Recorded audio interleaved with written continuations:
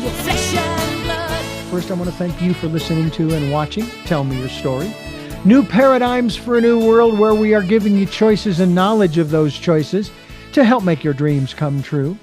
We are here on Sundays at 7 a.m. and 7 p.m., Monday mornings at 1 a.m., Wednesdays at 9 a.m., and Monday through Friday from 8 to 9 a.m., streaming live at all those times at richarddugan.com.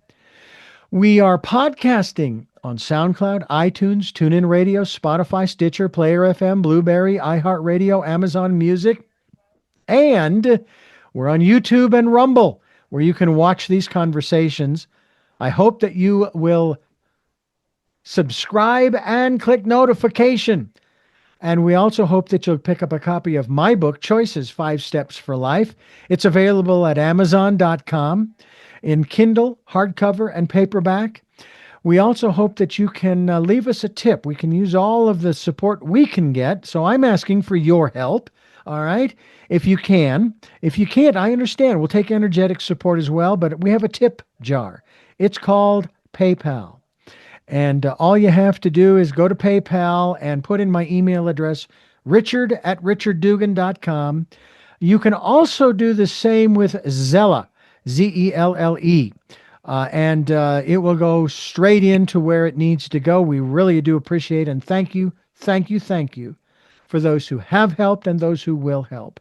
And finally, we hope that you will take Wajid's advice and go within during this decade of perfect vision, the 2020s, to that quiet, peaceful, calm, still place and listen to and follow the promptings of that still, small voice.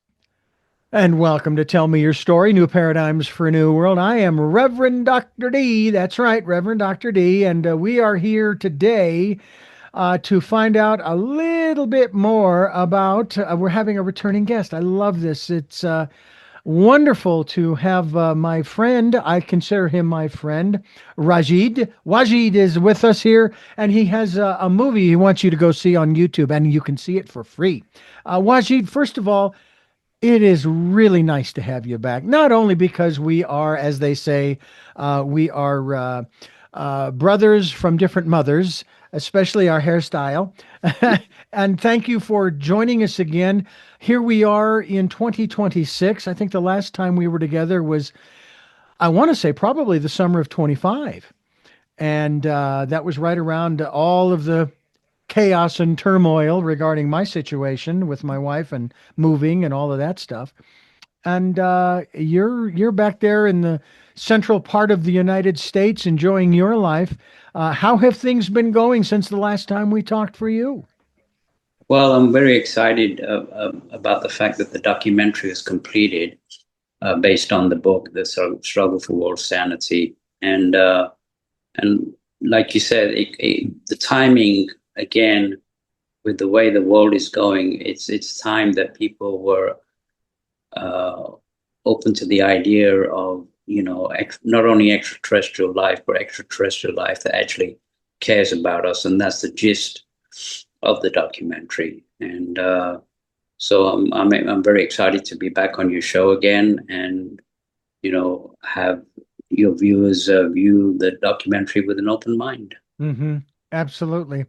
And that's critical in one respect in particular, and that is that this is a conversation that we are having right now that I'm hoping that people will listen to.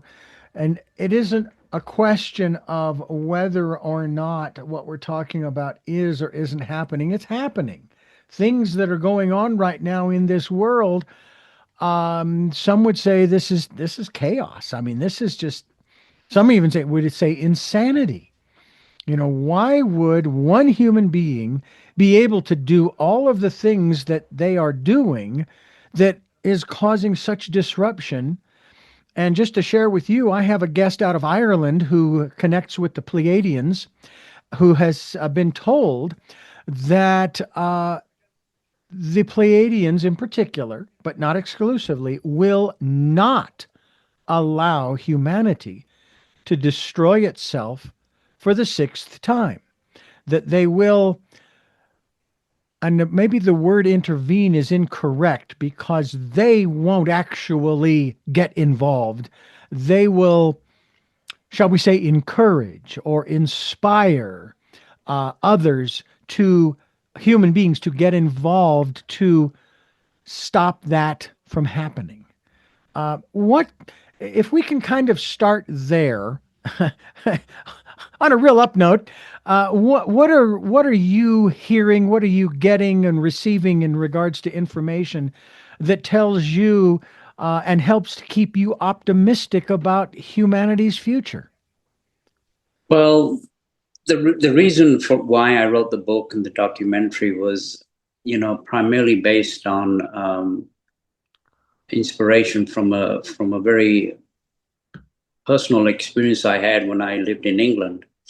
At the age of 18, I had this, I was living in London at the time. I had this premonition, this strong premonition that I had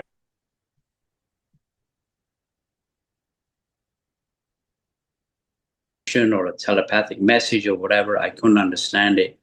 And this went on for about a couple of days. And then finally I had enough. I had to follow this premonition.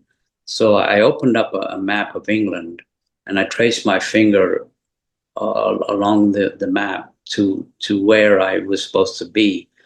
And the intuition or the message that I got was I had to be at a place just outside Salisbury near Stonehenge at midnight that Friday. And and so that was the message I telepathically or my intuition. And so that Friday night I took the coach to Salisbury, and when I got there, I walked. I knew I had to be at this place called Clearwater at midnight. So I walked 3 miles from Salisbury through country lanes, and when I got there at midnight, I hopped over this farmyard fence near a small pond, and I looked up in the sky, and there was this bright white object that traveled from the from the west to the east.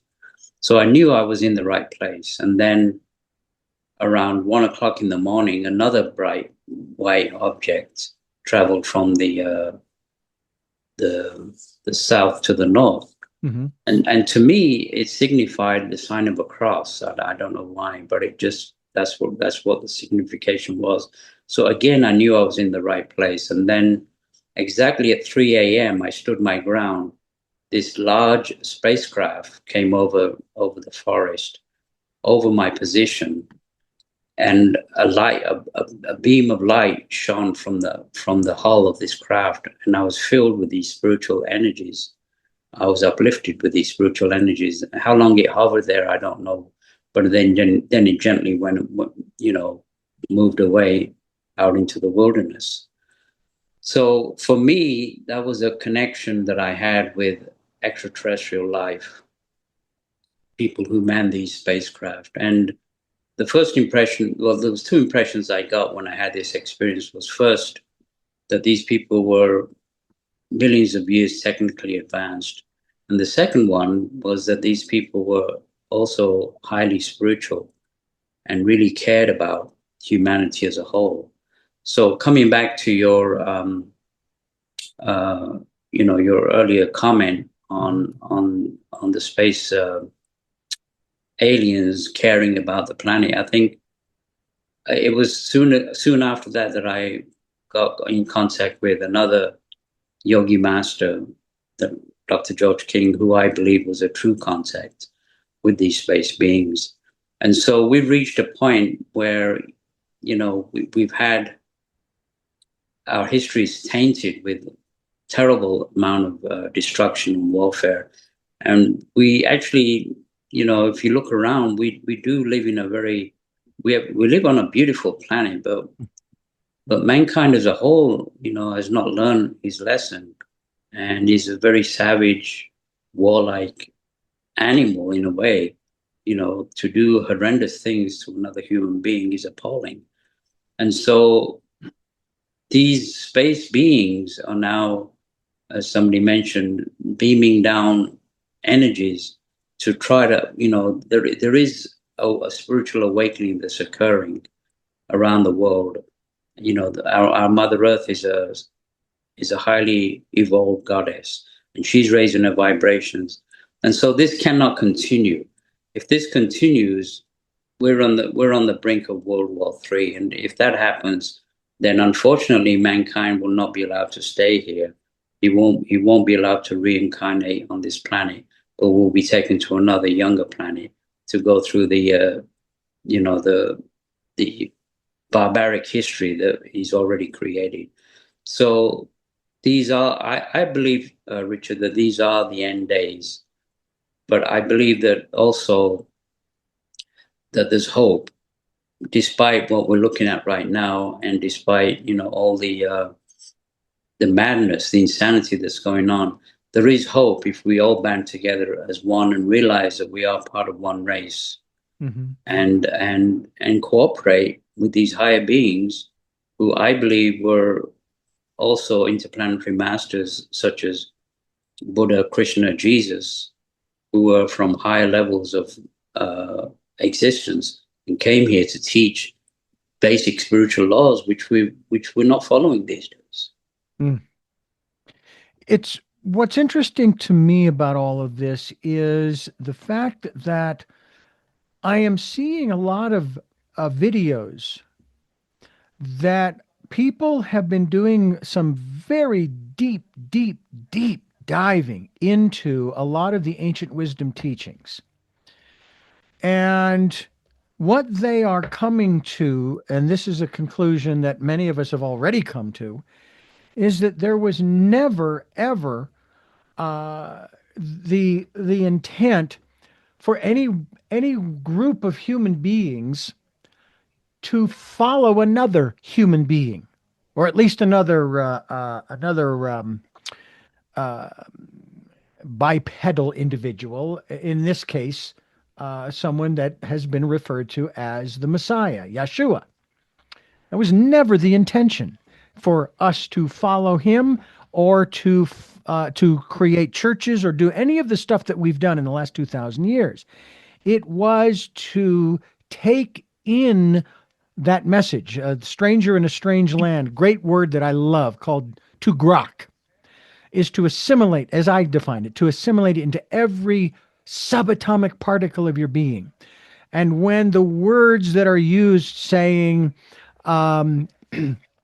wherever two or more are gathered in my name, all right, there I am in the midst. When the reference is made to uttering the name of, quote unquote, the Messiah, Yeshua, it's not a magic bullet. It's not a magic word. It's not like saying abracadabra and then the rabbit comes out of the hat. These deep dives that these people have been doing have been basically saying it wasn't about the name, it was about incorporating or grokking the message that he brought. He was not pushing a personality. As a matter of fact, what I find interesting, and I've said this before, I said that if I was a real follower of Yeshua, I'd be a Jew because he was a Jew. He wasn't a Christian. Okay. And the word Christian in those days was like profanity to followers. That word was, and of course it was probably in the Greek or the Hebrew, what have you. It was a cut. It was a slap in the face. It's like using the N word to black people. And so these deep dives that I'm hearing about, where people's insights are starting to grow. Are you seeing that is part of that process, that maybe the beings from other worlds, I'm going to use that phrase. It's a little long, but nonetheless, that's part of what they are helping us to see is the deeper meanings of what we have already been given. We've already been given everything And now it's a question of we need to learn how to understand it, to grok it. Your thoughts? Well, the thing is, we don't need to delve deep. We don't need deep philosophy. We need to basically what the spiritual masters, these higher beings, are teaching us, and the founders of the religions of the world are teaching us, are that we need to forget orthodoxy, but we need to go back to the basic spiritual laws, and two of the spiritual laws, which the Master Jesus talked about, which actually the second spiritual law was taken out of the Christian religion, but the first one is the law of karma, action reaction. And the second one is the law of reincarnation, which in 424 AD, with the meeting of the elders in Constantinople, was taken out of the Christian religion. And so, the Master Jesus mentioned that in my house there are many mansions. In other words, there are different levels of existence, not only in this physical plane, but higher levels and lower levels. And the thing is, with Orthodox religion, it's been cut to shreds in regards to basic spiritual laws. I mean, what the Master Jesus said: "As you sow, so shall you reap." And the Lord Buddha said before Newton did that action reaction is opposite and equal. Those are spiritual laws that should be taught to children before math and English. That you're responsible for. You don't get away with anything. Like if you murder somebody, and you may get a good lawyer and get away with it in this life, but you won't get away with the karma in your next life of that murder. You will have to pay the consequences of that reaction. And the biggest problem right now is national pride, this religion being better than the other religions, and and an excuse to actually create mass murder and savagery, which is again, we discussed it before. What part of thou shalt not kill don't you understand? Yeah. And so if mankind was taught these two basic laws, karma and reincarnation, that the fact is you are responsible for every action. We're responsible for the actions of our governments, the actions of humanity. We're all responsible because we're all interconnected. And I'm a Jew, I'm a Hindu, I'm a Christian, I'm a Muslim. That's what Mahatma Gandhi said, because he knew that we're all the same race, coming back in different experiences, different sexes, different religions, different backgrounds, different nationalities. For what? So that we can gain experience and gain enlightenment. And what is enlightenment? Enlightenment is the difference between the biggest sin that these cosmic beings are saying is ignorance. If we were enlightened, then all the mess that we're in would go away. All this is based on ignorance. And one of the biggest ignorances is the fact that a white man may say he's better than a black man, or a black man may say he's better than a yellow-skinned man. And this is all rubbish, because we all go through many, many lives as different races, different nationalities, different religions. For what? To gain that experience, which will lead us to peace, inner joy, and happiness. That's what we're here for. We're not here for the madness that's been created. That's our own doing. So there's no need to delve deep into a heavy philosophy but just follow the basic spiritual principles, which these cosmic beings are talking about. Dr. King in 1959 was on the BBC, and he channeled the cosmic master theories, and he was asked, what message do you have for the people of Earth? He didn't say follow us or follow Dr. King. He said, if you're a good Christian, be a good Christian. If you're a good Hindu, be a good Hindu, or if you're a Buddhist, be a good Buddhist. And so the people who follow these religions, or don't even follow these religions, they need to wake up and realize that the biggest religion right now is service to humanity, regardless of race, color, creed, or religion. That's what counts in these days. And that's part of the great awakening that you talked about, that people are realizing this oneness and divisions and bigotry is just part of ignorance. Yeah, that's really what it comes down to is ignorance. And I've often thought about this. There's ignorance and then there's stupidity. Now, stupidity is when you don't know and yet you still manage to do the wrong thing. Ignorance is you know what the right thing to do is and you still do the wrong thing, so to speak. Well, stupidity is not really acceptable because we have what's called our intuition. And so Exactly. there's this, it doesn't matter even if we didn't know, but there's a part of us that does know. Hmm. And so we train our intuition, our higher power can tell us the difference between right and wrong. And what's going on right now is totally wrong. It goes against the laws of nature, goes against the laws of spirituality, goes against everything that mankind is supposed to be honoring. Yeah. And that's,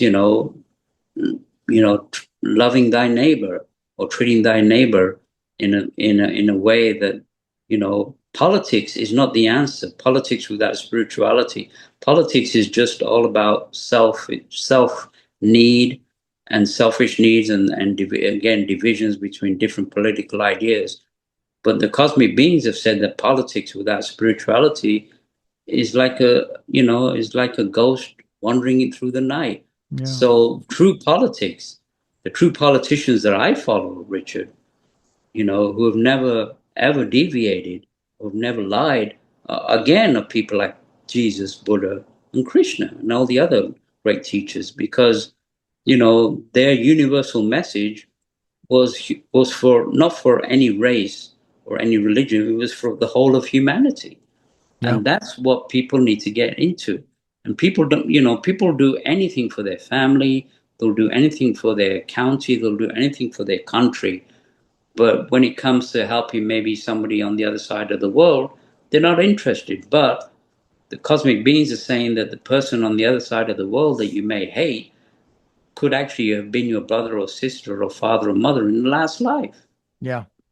Yeah. It's really it's astounding to me sometimes that we just don't seem to get it. Jamal Abdul Wasan Hussein Khan is my guest. He is the author of the book, The Struggle for World Sanity, as well as the creator of the documentary that's available on YouTube. Just put in The Struggle for World Sanity. I just did it, and I've got it up on my screen right now. I'm not watching it. It's in pause mode. We hope that you will check that out as we continue talking with Wajid here on Tell Me Your Story.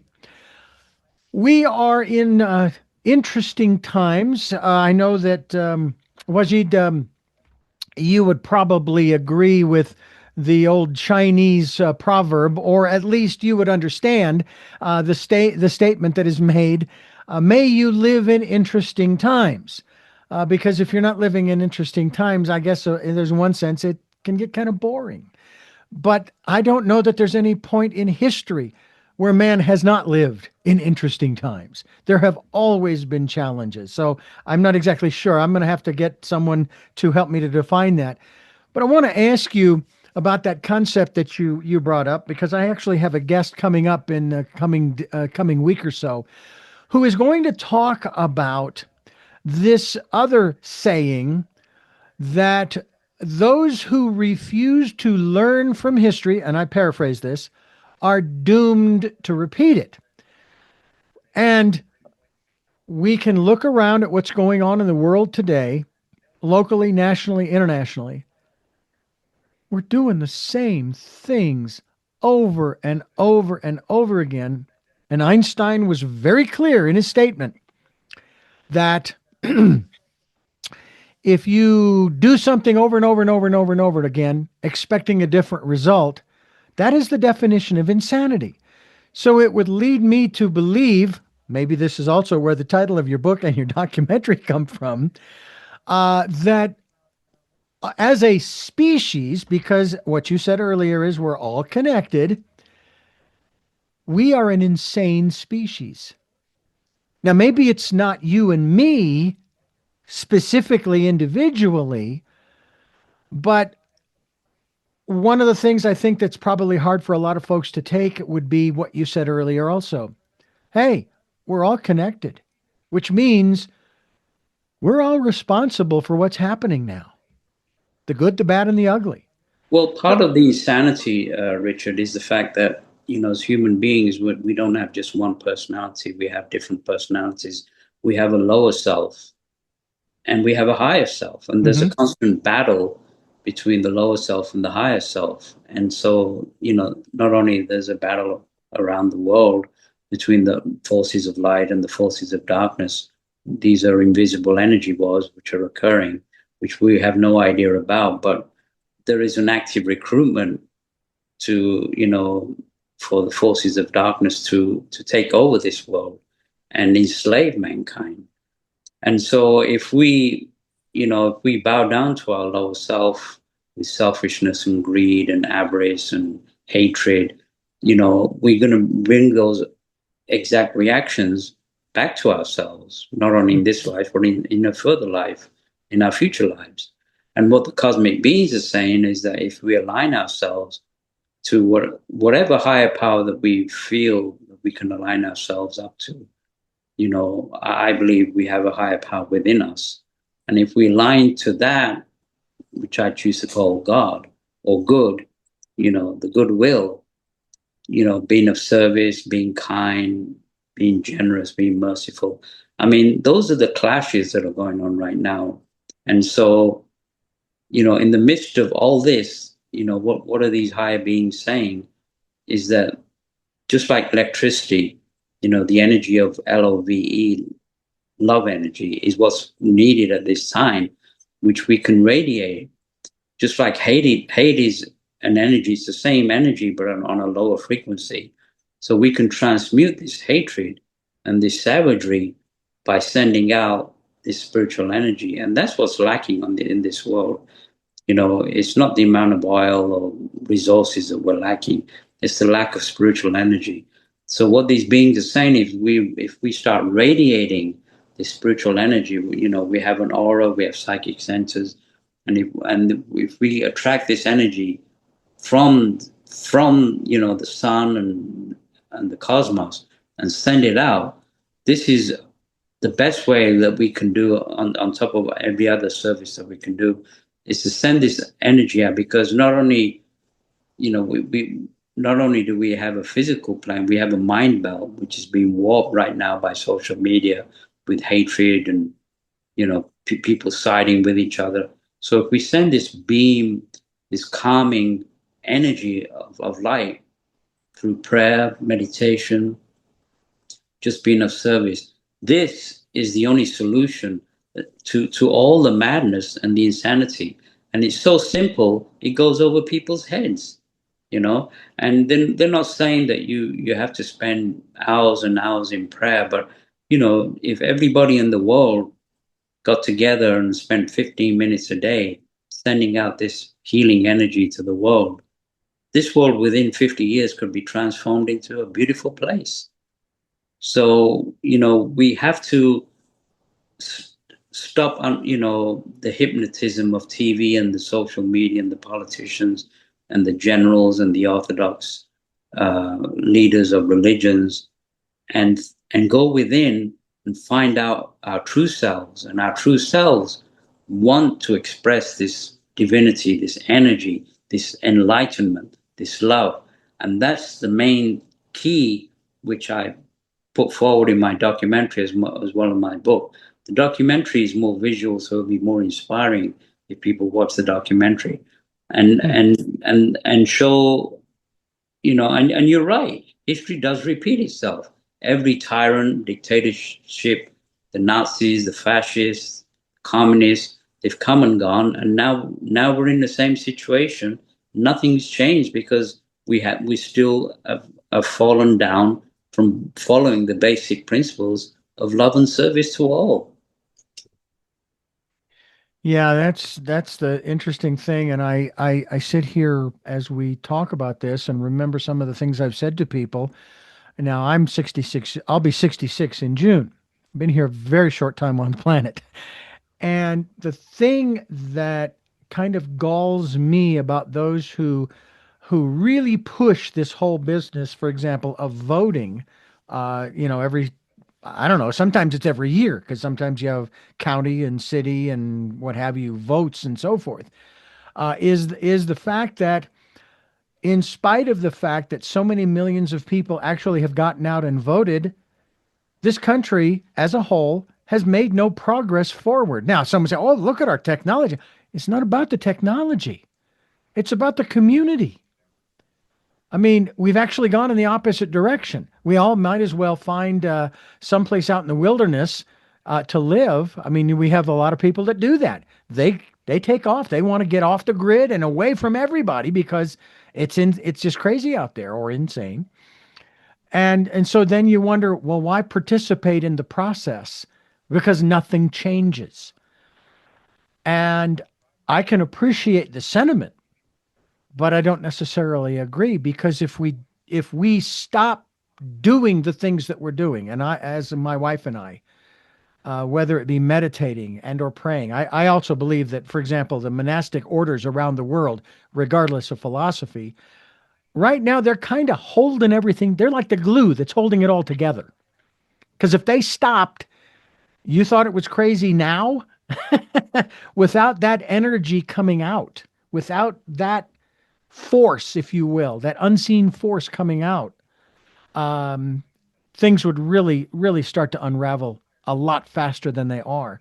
Would you say that that's one of the things that we really need to do, is to continue to do those things that we feel led to do, intuitively led to help? If, as a Reiki master myself, for example, I can send energy out to situations as well as people. Now, they're going to do with them they're going to do with the energy what they will, but at least I'm sending it out with my intention of wanting to help, to facilitate a change for the better. That's one of the reasons why I do these programs. New paradigms for a new world, giving people choices and knowledge of those choices to help make their dreams come true, looking for those new ways of living because the old ways don't work. Just look around as we've been talking. Do you feel that we need to make sure that people don't give up, they don't retreat, that we keep moving forward, because it's not just about the continuation of the human race. It's about our own soul integrity, right? We're responsible. We chose to be here. Can you talk a little bit about that? Well, in the old days, retreating was a good thing. The yogis used to retreat into the caves and the monasteries, and that was a good thing. But now, the action of today is to be in the cities, in the slime and in the noise and in the savagery, because retreating is another form of, there's nothing wrong with some meditation or inner reflection, but just to retreat from mankind is not the order of the day. The order of the day is to be of service, and if you can't, there's so many different ways of serving. I mean, a firefighter is serving, people out in the war zones who are helping the distressed. They're serving. So these are end times, and the message that the beings are saying right now is either we conform or we won't be allowed to stay on this planet. In the years to come, as the Mother Earth is raising her spiritual vibrations, only those who are deemed ready, that can handle these vibrations, will be allowed to stay. The rest will be taken after death to another younger primitive world to go through the savage history. So now there isn't a case of, well, either you do or either you don't. It's a case of either you conform now to the spiritual laws and raise your vibrations and raise the vibrations of others, or you won't be allowed to stay. And Dr. King, in his deepest meditations, has seen the future, and the future is beautiful. Mm-hmm. There will be a transformation. May not happen tomorrow. It may even get worse before it gets better, but there is going to be a transformation, a new age that's coming to this planet of peace and enlightenment. And only those that follow these spiritual principles will be allowed to stay. The rest again will be gone. So, and in reality, the people who don't raise their vibrations won't be able to live here anyway, because they won't be able to handle the vibrations. So, in mercy, they'll be taken to this other planet, which scientists refer to as Planet X. They say there is a planet just outside of the solar system, on the other side of the same trajectory that Earth goes through. So we can't actually see it, but based on their calculations, they know that it's there. And Dr. Kim was talking about this in the early 50s. So what the yogi says in the past is what science is now, revealing in the present. So, it's not a case of, well, should I or could I? It's a case of either I do, or I help the world, or I won't be able to stay on it. And he also mentioned the fact that, a lot of these cosmic beings came in, of course, the Master Jesus was born. There was one of the greatest UFO sightings ever was the Star of Bethlehem. But again, he came in a lot of mystery, as did Buddha and Patanjali and Krishna. But he did mention that there is going to be another master who will openly land in a spacecraft in the near future and will unify the religions and mankind, and again will demonstrate powers. He won't come in as a dictator killing people, but he will demonstrate tremendous powers. And again, he will give this message of universal love to mankind. And those, again, who will either, heed to what he says, or will be taken to this other planet. So that's something that I think is a revelation which the whole world needs to understand. The religions talk about the Messiah or an avatar coming, but they don't know why and how he'll become. But this one will come openly among men. And just like Moses and the pharaohs, he will demonstrate tremendous powers. It's going to be very interesting to see how things progress. We're talking with my friend and yours, the author of the book as well as the documentary, The Struggle for World Sanity, as we continue talking with him here on Tell Me Your Story. I would like to talk a little bit more about some of this, because the way this is phrased, it smacks a little bit, just a little bit, and help me to please clarify this for me so that I may make a shift here. The Christian philosophy teaches that if you do not follow the personage of Jesus, of Yeshua, I found out that actually Jesus is not his name. We've anglicized that. His name in Hebrew is Yeshua. In any event, that we're supposed to follow Yeshua, which is not what he came. That wasn't the message he brought, in spite of the way that the English translation reads.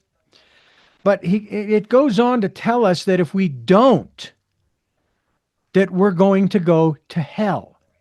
So on one level, we don't really have a choice. We're actually being extorted. You either follow or burn in hell. That's not what you're saying here. You're saying that you either understand and begin to raise your consciousness to support and be a part of humanity, or you will not be allowed to stay. Can you differentiate between the Christian philosophy, and this is the modern day Christian philosophy of heaven or hell, as opposed to staying here and being of support to humanity, or being wished away, so to speak, to start over again in a manner of speaking? Well, Richard, it's not only the Christianity, but the other religions have been warped by orthodoxy. And one of the things that the biggest, lie that they propounded over the centuries is this one life to live. So they say either you conform to what we tell you, or you will go to hell. Or if you conform, you will go to eternal paradise, which is rubbish, because they need to reintroduce reincarnation to the masses again, and realize that, the hell and the heaven is our own making.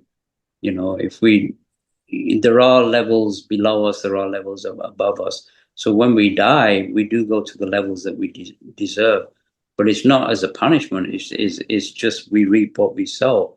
And so there's always opportunities to come back and reform.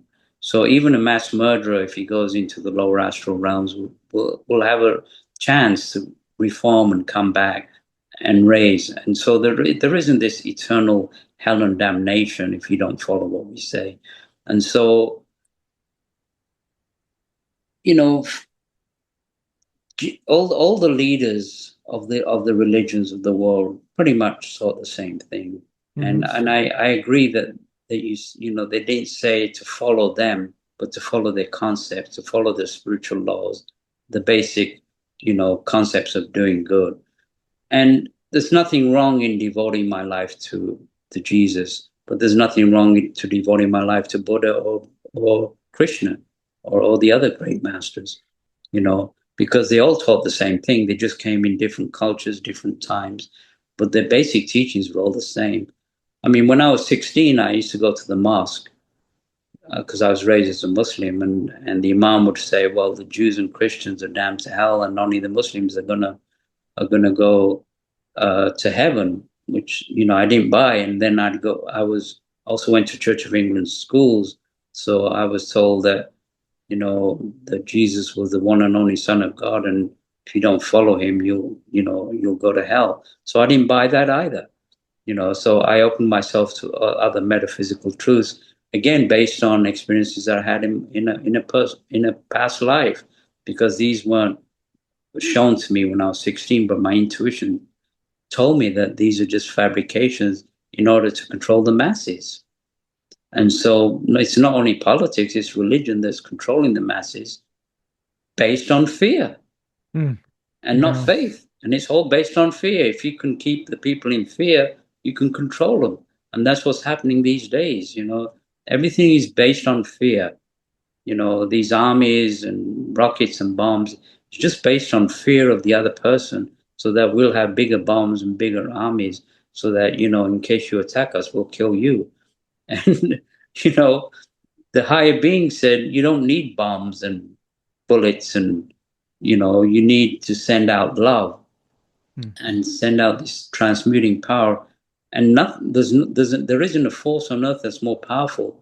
And Jesus demonstrated that in his healing, in his miracles, and people are realizing now that Jesus was not only not the Son of God, but was a tremendous versatile yogi master. He spent time in Tibet and India. A lot of the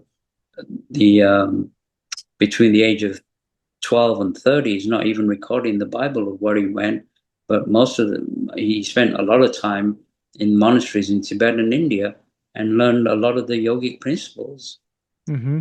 So he was a yogi master. He could, as a yogi master, he could convert 5 loaves of bread and 5 fish into manifestations. This is based on yoga principles. And so it's not that he demonstrated this as a unique ability. A lot of the yogi masters can still do that. So again, there's a lot of mystery and, unfortunately, cover up of these masters, and what they were really, their main mission was to come to this planet and teach the people how to rise above this suffering, this self-man-made suffering, which we didn't come here for. And you and I agree on that. We didn't come here to suffer. The suffering is our own making. We are responsible for our governments. We're responsible for the religions that we follow.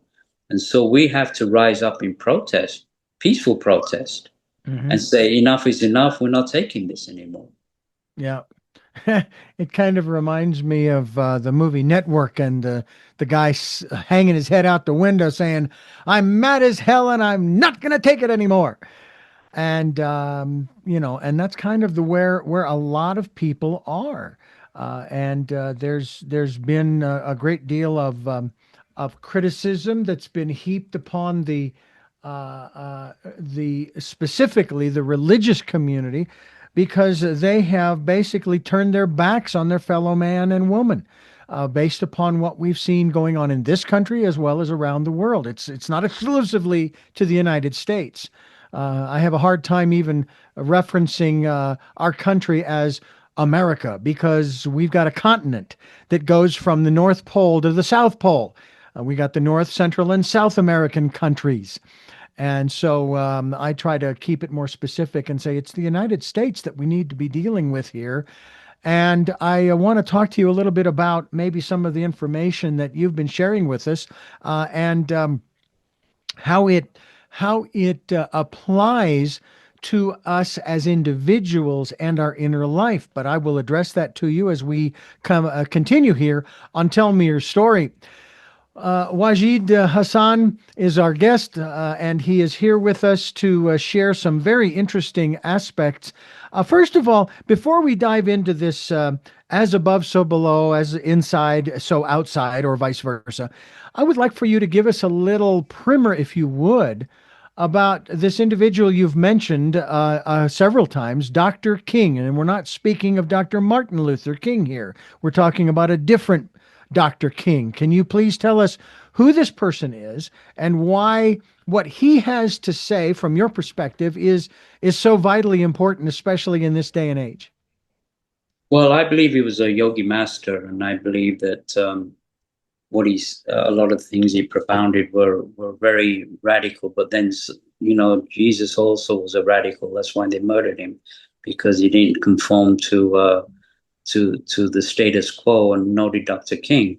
And Dr. George King was an English yogi master, and who was contacted by these higher beings. And he, if you watch my documentary, there's a section on Dr. King and his life that you'll find very interesting. But basically, they contacted him, and a lot of the messages that they propounded were sent to him telepathically in a positive somatic yogic trance, which were translated into English and recorded. So you can actually listen to some of these recordings of Dr. King and these cosmic beings. And a lot of the things that they talked about was the fact that we've destroyed ourselves many times, that, the atomic explosions in the 50s and 60s nearly killed us, all of us, if they didn't intervene and absorb a lot of the radiations. And what they're doing right now is because they're very advanced, not only scientifically but spiritually, but they have the ability to tune in to the mental impulses of every single life stream on this planet and beam down spiritual energies. All we have to do is mentally request these, and they can beam down these energies. So, and this is one way that they're helping us, is to send this energy through us, so that we can try to make this tremendous change. I mean, we're in a spiritual war right now. It is a battle. It really is a battle, and it's not only just our lower selves, but dark forces which know that their time is ending. And Dr. King mentioned the fact that these dark forces are coming out with everything swinging in order to create division. And what people need to understand is, like, if you hate a Muslim, or if you hate a Jew or a Hindu, and you may come back in the next life as a Muslim or a Hindu and a Jew, just to experience the fact that you may even be persecuted, because the thing about the law of karma is it is exactly just. So everybody on this world, whatever they're going through, are going through because of their karmic pattern. And we don't understand the full karmic implications of what people are going through. But everything that we're going through is based on our own past lives, our own past actions. And so if we want to create a better next life for ourselves or our children, we need to get back. Again, I can't keep saying enough, but get back to the spiritual laws of love and service. Because the group I talk about in the documentary that the next greatest religion is going to be the religion of service and love for mankind. All these other things, all these chantings and rituals and, different religions, they'll be bypassed. And it's really a case of rolling up your sleeves and helping another individual, regardless of their race, color, creed, or religion. That's what counts in these days.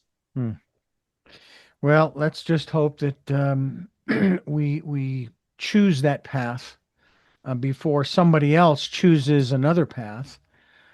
Is the information that you have that there will be a certain, shall we say, intervention in that regard, as it was shared with me, as far as from the Pleiadians in particular? It's They it's will it's not on the allow it's, us. it's mentioned on the documentary. So Hmm. if you see the documentary, they will listen to Dr. King talking about the great next avatar that's going to come to Earth.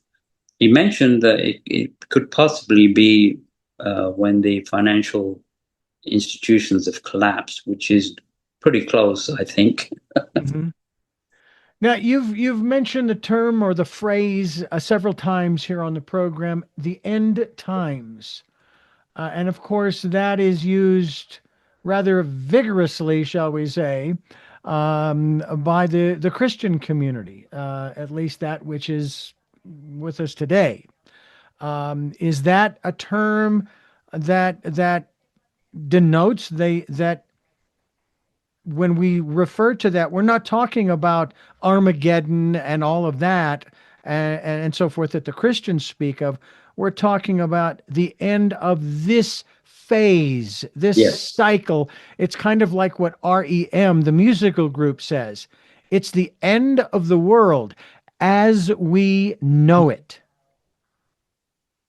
It's going to be the darkest before the dawn, and these are the end. These are the days of the old order, and the new order is going to be a spiritual renaissance.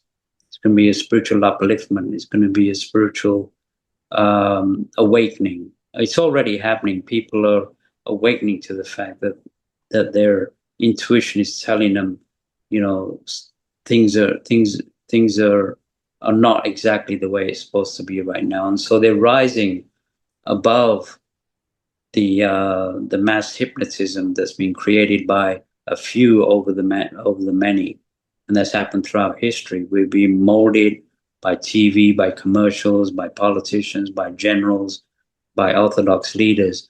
But the newer generation is thinking for themselves, and this is part of the great spiritual awakening.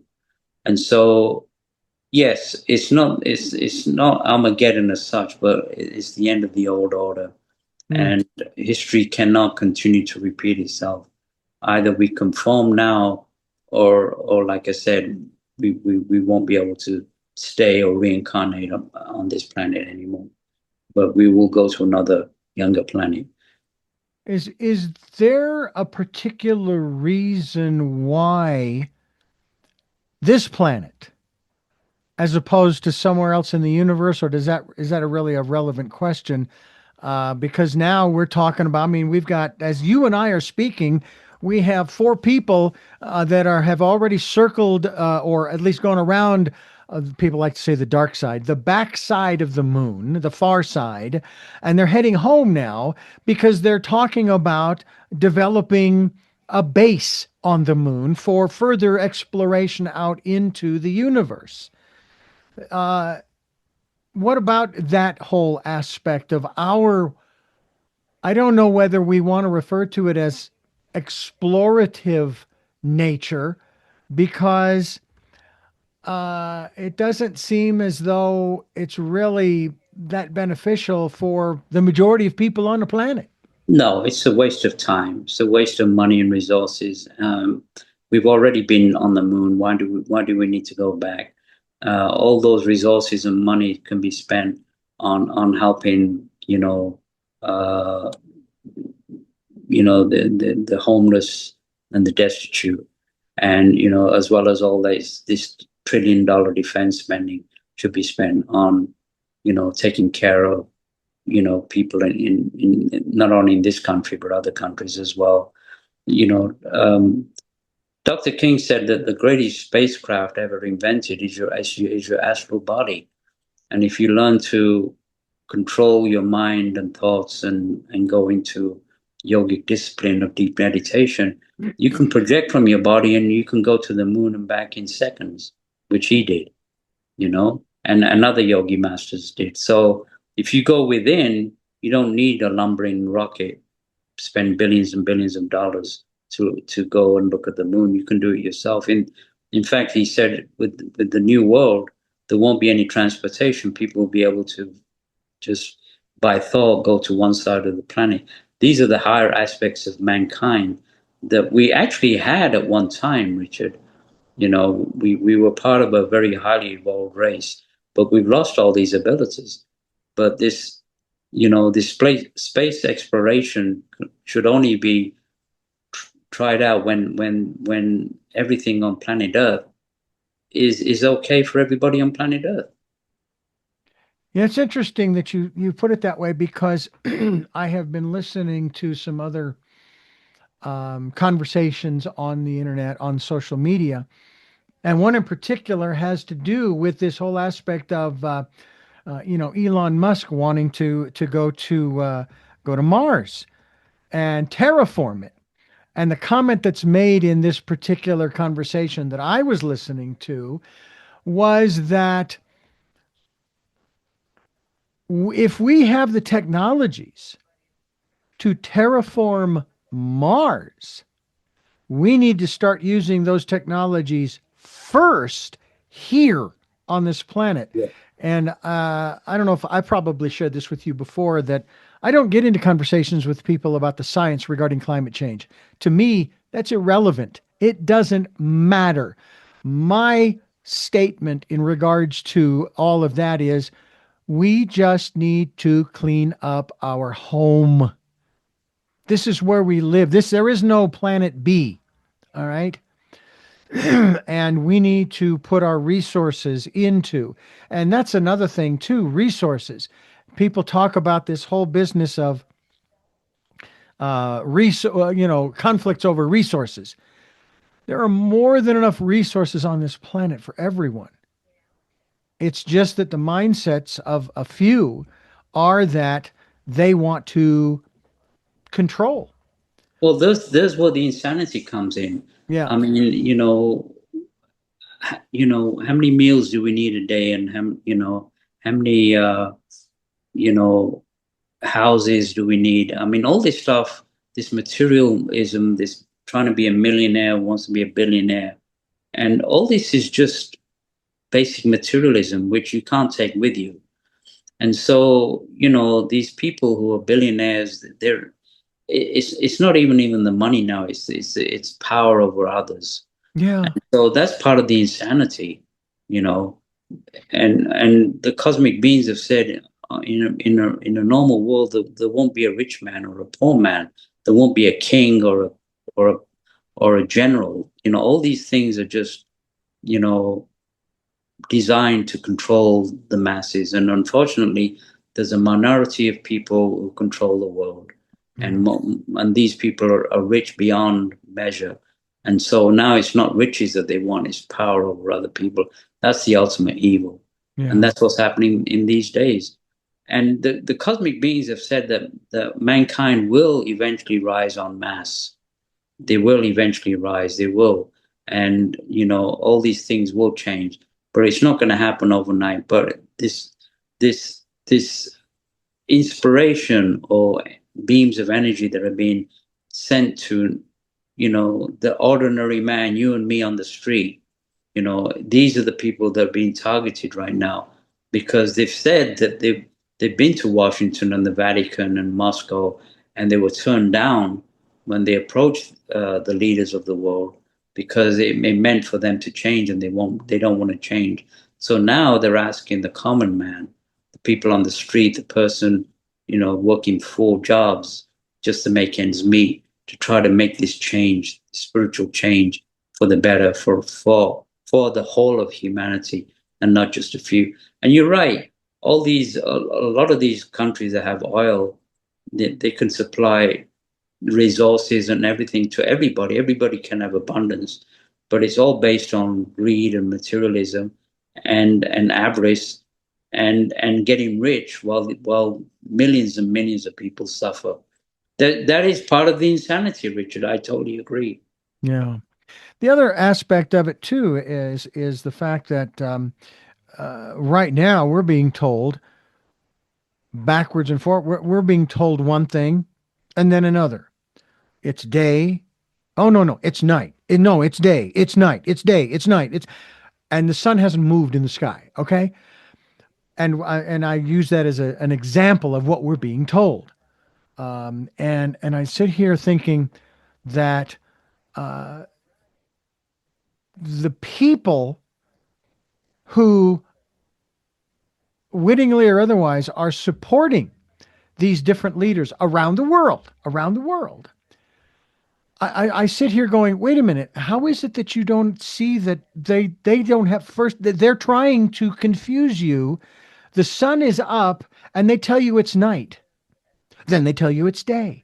Do you not understand? And it's almost as if somehow their logical thinking processes have been blocked, have been usurped. I have to wonder if the processes that have been going on across the planet over the last 50, 60 years, especially specifically in regards to, for example, our food supply and how it used to be, there was what was called farming. Today we call it organic. But back 150 years ago, it was just farming. They put the seeds in the ground, they watered it, the plants came up, they harvested, distributed it, or sold it, what have you, and so forth. And now it's okay because some companies are doing this to the food and to the seed and to the ground and to this, that, and the other thing. And I have to wonder if that particular chemical process that has been, in a manner of speaking, sort of forced upon us human beings, i.e., going to fast food, which, it's been shown that it's not really all that healthy, not good for you. I remember being taught as a kid growing up from school that when you go to the grocery store, always shop and buy from the ends or the back of the store. Don't go through the aisles because that's where all the processed stuff is. And I have to wonder whether it was conscious or otherwise that would manipulate the chemistry within our bodies to where we begin to lose our critical thinking faculties. Your thoughts? Absolutely, yeah. I mean, you know, natural foods, they're very rare right now. Most of the food is processed. Most of it has salt and sugar in it, and it's deliberately. I mean, even spicy stuff has salt and sugar. Everything has sugar in it. So this is not by chance that these large companies do that. Is to, sugar is just as addictive as alcohol and other Mm. drugs. So this is deliberately man-made in order to, again, a tremendous rise of cancer and diabetes within younger people, eating all this fast food junk and stuff like that. So again, all these have been engineered deliberately in order to, and you're right, you are the food you eat. And so there's certain foods that can affect the mental outlook as well. So Yes. it's important to, to have the right nutrition as well. So I have a friend who's gone through diabetes and lymphoma and all that. And she's making a drastic change in her eating habits or exercise habits and everything, instead of popping pills left, right, and center.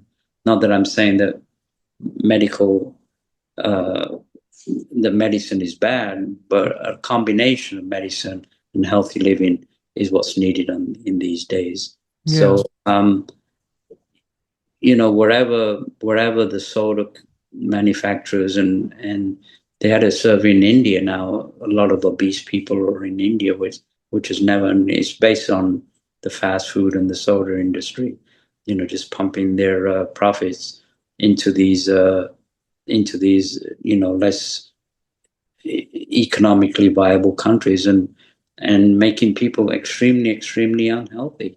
Yeah. I think in Mexico there's a big pandemic with people drinking soda, and getting diabetes and everything like that. So it's not only on the yeah, it's many fronts that these corporations and multimillionaires and people that control the economy are focusing, so that again it's based on keeping control of the masses. And so I'm hoping that we can, as a race, rise in peace, and understand that we've been manipulated and caused a tremendous amount of suffering. That what are the profits of others?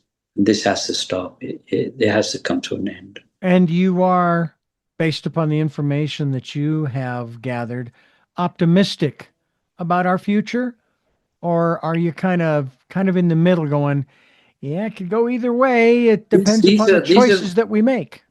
these are very tough days, Richard. Despite myself, I still sometimes wake up in a little tinge of fear and anxiety, because there's uncertainty in these days.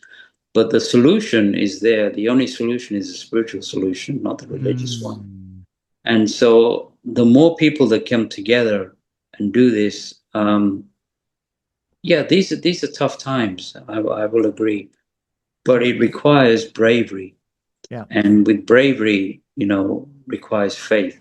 So I have faith. I'm brave enough to know that the faith in the cosmic beings, my own yogi master, in my higher divinity, is going to eventually make things better. It has to. It Yeah. has to, because in the past, all these empires fall. Everything falls that is not based on spiritual law, and for the preservation and for the whole, you know, compassion for humanity. Without that, all these other organizations and countries and dictatorships they're all going to go down, because that's the way the law of karma works. Yeah. We had in Arizona, this goes back, I think it was in the 80s, 1980s. We had a gentleman who ran for the governor's seat. He not only did he win it, but then he was impeached. But one of the things that he said on his campaign was that no civilization, as long as human beings have been on the planet, has ever survived more than, I think, 400 years. I'm just guessing. I think that was the number, 400 years, and that the United States is going to surpass that. And I'm sitting here thinking, I don't. You're delusional. I mean, this was back in the 80s, and I was thinking this. You're delusional, because it was in the 80s that the polarization really started to be, it really began. One of the reasons, I believe, was the fact that, as far as the media was concerned, and this was long before the internet, at least 10 to 15 years before, there was this doctrine that was placed by the FCC. It was called the fairness doctrine, that if you were going to talk about a subject, you had to cover it from as many sides as you can, not just one. And that was eliminated. It was removed. And that's when people in the radio and television industry began to split. And these networks over here started to build for the left, and these networks over here started to build to the right. And then the divide got wider and wider until it is where it is today. And believe it or not, I have actually spoken with some folks who are on the right. And I said, do you know what the fairness doctrine is? And usually they don't. So I'd explain it to them.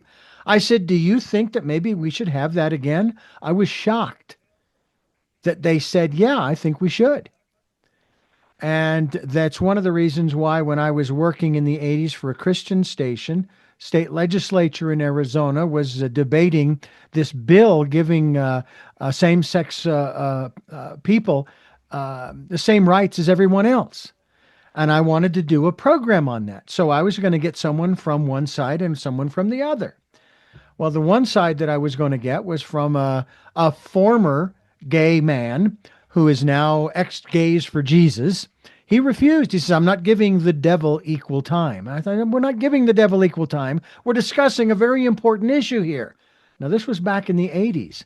Here we are in the 21st century, and at least as we're speaking right now, it's still legal for same-sex partners to marry and have the same rights as opposite sex partners in a marriage.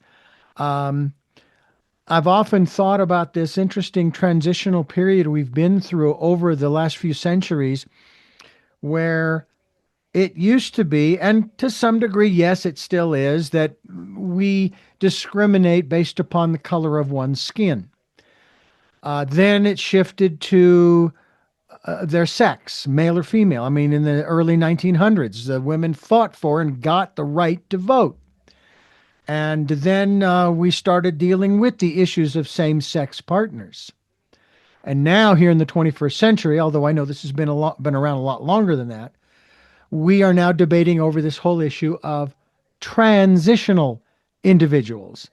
I was born in a male body, but I feel more like a female, and vice versa. Or you're binary, you're non-binary, you're whatever you are. I just want to know what your name is so I know how to talk to you. That's all I. You can take on any pronouns you want. I just want to know what your name is, and I will address you accordingly. Not because I'm opposed to knowing those things, but because it eliminates any confusion on my part, so that I don't offend, and I don't want to do that. But it seems like there always has to be something that we have to be fighting over. I mean, when the Cold War was over, who was our enemy? Well, we didn't have one. Oh, well, we better find one. Oh, I guess it'll be the Muslims. That's who we'll go after. Because the Russians, no big deal. Because Soviet Union, USSR, it's gone. Um, it's just like, do you think there's something in our DNA, or is it in our mindset, or is it cellular memory that seems to almost require us to have an enemy, someone we must oppose? Well, we have to understand that there's forces behind the scenes that are manipulating mankind, Sure. through the media and other channels, through politicians. And I'm not talking about this country, I'm talking about the whole world. The whole globe, yes. Yeah. So I'm not saying that this is just not happening, just happening in America, but all over the world.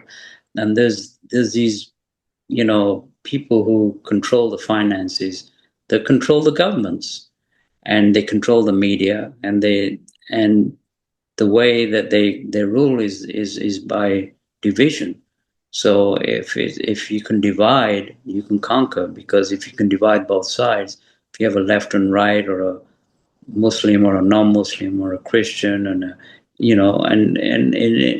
so and then labeling everybody as this, that, and the other.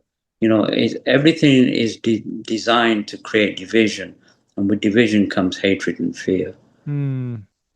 And that's what's going on behind the scenes, and the masses are being hypnotized once again, just like they rallied around Hitler or Mussolini, or Stalin.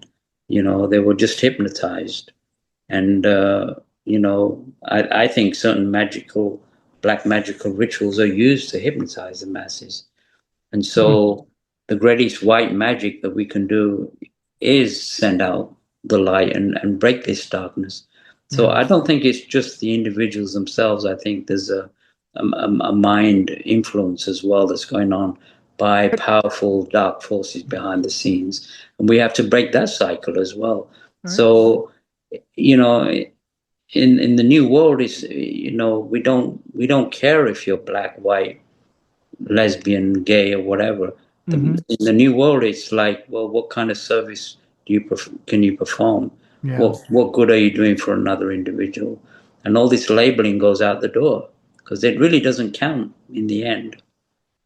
Well, now, what I found interesting was that according to some of the statistics, the weekend that we had, it was just recently, upwards of 8 million people out protesting. And according to some of the numbers that I saw, there are upwards of, I think it's 3,000, somewhere in that neighborhood, the 3,000 counties in the entire United States. Each state is divided up into counties. And that there were as many protests, not necessarily in every county, but there were as many protests across the country as there were counties in the country. I thought that was an interesting parallel.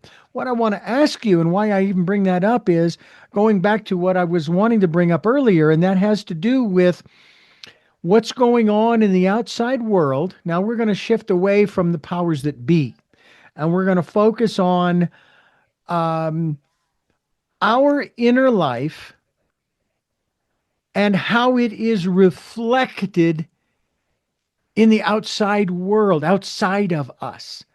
Someone even was asking this question. I was producing a program with this one gal back in Santa Barbara, and she was talking about hurricanes and earthquakes and rain showers and snow showers and excessive heat in this area and earthquakes and volcanic eruptions, and the list goes on. And she asked the question of her listeners, what hurricanes and excessive heat and volcanoes and earthquakes, etc., are going on inside of you where you are sort of contributing to, as the phrase mentioned earlier, as above, so below. As below would be the interior of you and me, and above would be outside, or as inside, outside, and vice versa. Talk to us about that relationship as your message regarding the struggle for world sanity, both the documentary and book. Um, how does that play? And you talked about meditation in terms of helping to maybe not to deal with those internal earthquakes and fires and hurricanes and tornadoes and so forth, so that we can be at peace and then spread that peace outside of ourselves. Well, exactly, and a lot of people are turning to materialism. They're turning to money. They're turning to drugs and alcohol and other substances that they feel is going to calm themselves down. Which actually, you know, people who win the lottery sometimes are more miserable than the people who don't win the lottery. So this aspect of materialism, is the constant battle within, is the materialistic mind and the spiritual mind. Hmm. With the spiritual practices and, meditation and prayer, there's no side effects. And so the quick fixes that we're looking for now is, a mansion and a Lamborghini and, more cocaine or more this and more that. The essence of more seems to be prevalent, especially in younger societies. And so that is not our true self. We're spiritual beings in physical bodies, and we're not feeding the soul. And by feeding the soul is the only way to calm the turmoil that's going on. I mean, mental illness is prevalent, around the world right now. Stress, depression, anxiety, all these things can be, I won't say eliminated, but can be controlled. I suffer from stress and anxiety, as does everybody else. Mm-hmm. But yoga, breathing, meditation, going within, turning off social media, turning off the news. If I watch the news enough times, it really bothers me. So all these things are designed to create inner turmoil, inner storms within us. And so it's important that, it's like we have to be the eye in the middle of the storm. We have to be calm and centered so that we can handle what's going around us and not go overboard. Mm. So that's where the inner resources of feeding the soul with spiritual energy, you know, and because a soul that's not being fed is creating a lot of these disturbances. And the older that I get, the more I just don't want to engage in all this drama on the outside, and the more I want to kind of go more within, but at the same time still keep that concept of helping humanity and helping each other. Yeah. So they go hand in hand. I mean, the biggest form of serenity I got was when I was climbing to the top of Kilimanjaro, when I was away from all the masses, the trains and the automobiles and the planes and the craziness. But we can still do that in the silence of our mind on a daily basis. I think that's essential that we do that in order to survive in an insane world. Absolutely. It's not over. We're still breathing. And this is still overall, it's still a beautiful place to live. And we have to continually remind ourselves of that fact and not get lost in what we're being told from the outside, that this is a miserable place because of them, whoever them is. And we need to get past that. And I'm with you. I mean, I'm not a fan of when I do watch television. I don't care much for the dramas. I mean, life's got enough dramas in it as it is, especially with what my wife and I went through the summer of 2025. It was quite an experience, quite a series of challenges, but we met them, we faced them, we went through them, okay, and we're on the other side, and we're dealing with some new challenges, but that's just the way life is. And so let's continue to make this the best place that we possibly can. And just like Mahatma Gandhi, and recently, we need peaceful protest. We do. Hmm. We don't need to be accepting the status quo. We need to rise and let people know this is not acceptable. War and greed and not taking care of our own people is not acceptable behavior. It has to stop. So there's Yeah, nothing wrong with peaceful protest. yeah. And Nothing one of wrong the with in rising en masse in peace. Nothing wrong with that at all. yeah, well, one of the things that I love is the fact that um, when there are these different challenges to humanity in different parts of the world, it seems as though the people of that country, the people, we the people, they stand up and they say, "Hey, how can I help you?" All right. They don't care who you voted for. They don't care how much you have in your bank account. They don't even care where you live. If you live on the street, it doesn't matter. You need help. You need support.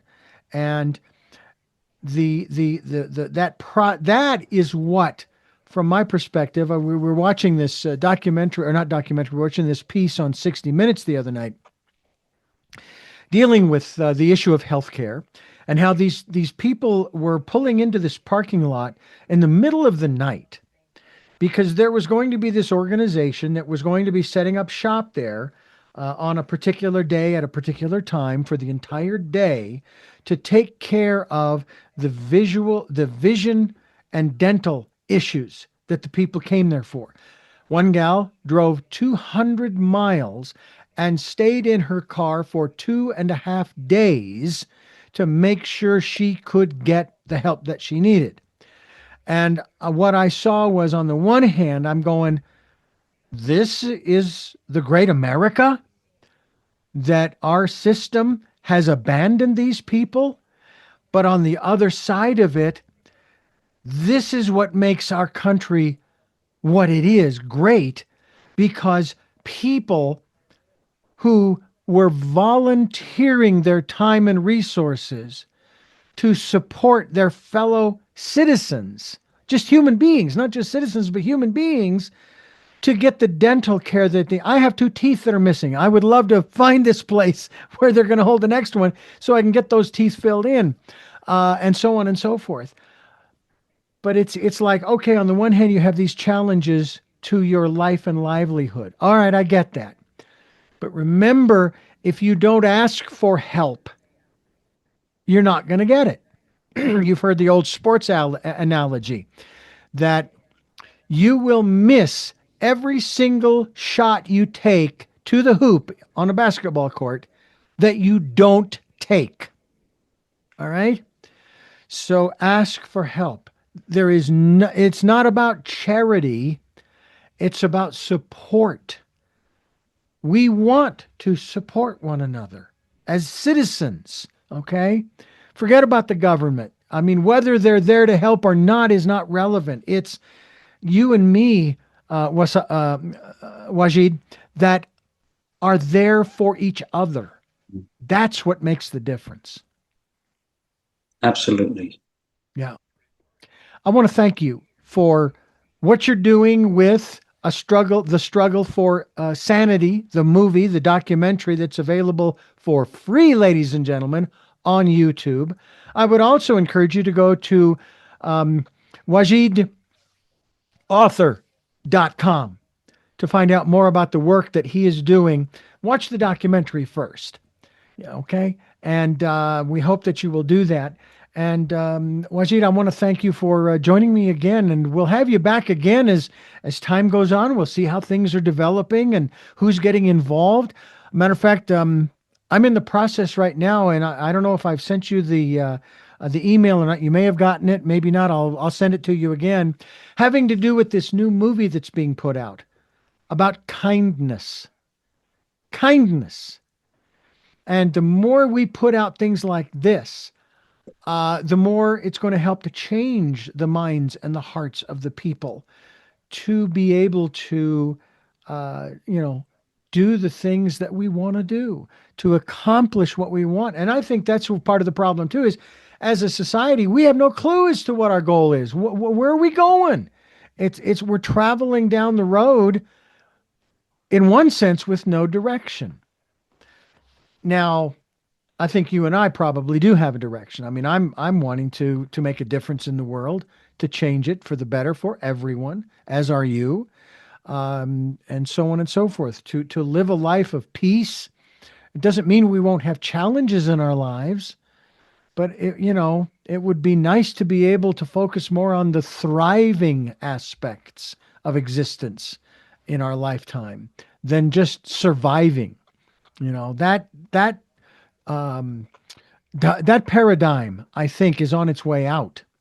The surviving. It's time that we start to thrive. That's part of my perspective as a spiritual being. That's one of the reasons why we were created, to thrive. We were given an incredible opportunity, this life. What are we doing with it?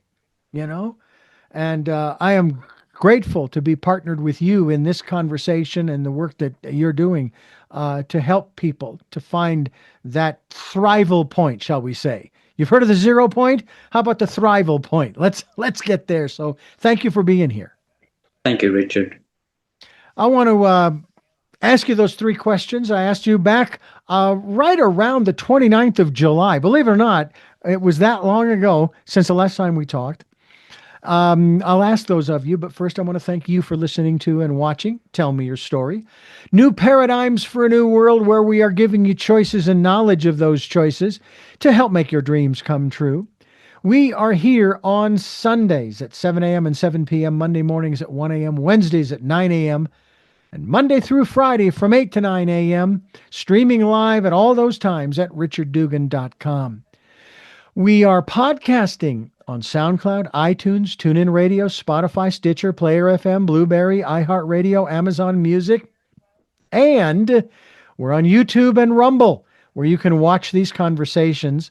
I hope that you will subscribe and click notification And we also hope that you'll pick up a copy of my book, Choices 5 Steps for Life.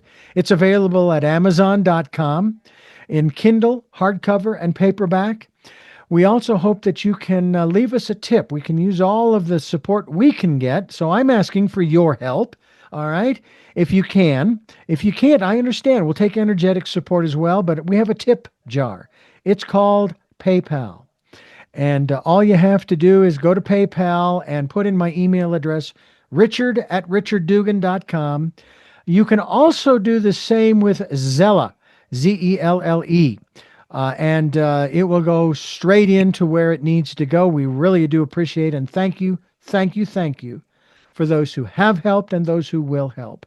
And finally, we hope that you will take Wajid's advice and go within during this decade of perfect vision, the 2020s, to that quiet, peaceful, calm, still place and listen to and follow the promptings of that still, small voice. And with all that being said, we go to those 3 final questions that I like to ask my returning guests because sometimes the answers change. But I'm going to ask you, and I'm going to try to do this rather succinctly if I can. Who is Jamal Abdul Wajid Hassan Khan? I'm a citizen of the world, regardless of race, creed, color, or religion. That's who I am. I'm a citizen of the world. What gets you up in the morning? My spiritual goals. And finally, what was your best day? I think I mentioned the best day was being reincarnated on this physical plane to gain more experience in order to go back to my own divinity. Well, Wajid, I thank you again for joining us here on the program, and I thank you for listening to and watching Tell Me Your Story. And until our next broadcast, podcast, video cast, love to Lal. Jeanette, I'm still listening. Dad, continue to be happy because I am. Smokey, I'll see you on the other side. Mike, thanks for being in my life and letting me be in yours. To my dear friend Zorro, aho, aho.